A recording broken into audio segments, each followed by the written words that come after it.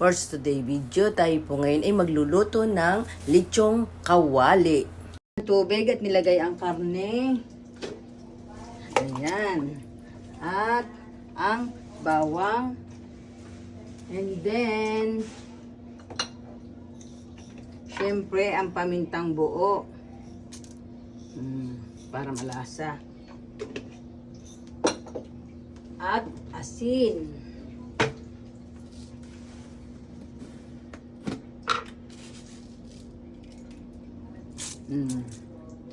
Dagdagan natin ng konti.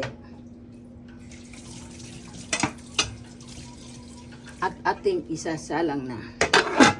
Walang laurel nga lang.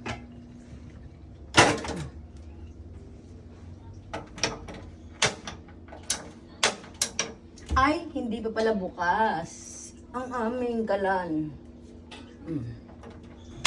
Tatanggalin po natin ang mga bula-bula para po mapakinabangan pa rin naman po natin ang sabaw. Para pati malinis ang sabaw. At nang haluan natin ng munggo. Ihalo sa munggo. Yan. Magluluto tayo ng munggo. Tanggalin na po natin sa kaldero ang ating pinakuloang baboy. At palalamigin. Habang pinalalamig siya, ay ating susundot-sundutin ang taba niya. Lagay na natin ang ating karne. Isa lang ang kasya natin. Ito lang ang kasya.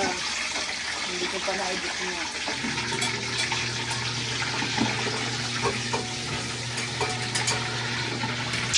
Ayan nga po, binaliktad ko na. Yan po, oh. Unang salang pa lang po yan.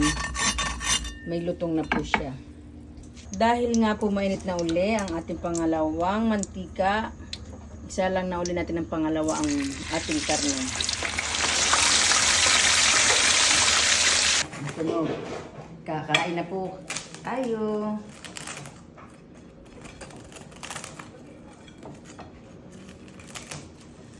Wow.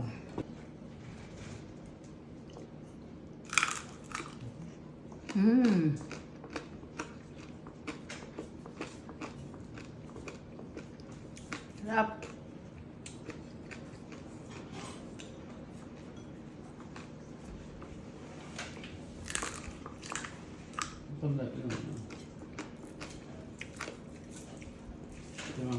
Try nyo na rin po magluto mga palalabs. And thank you for watching. Bye!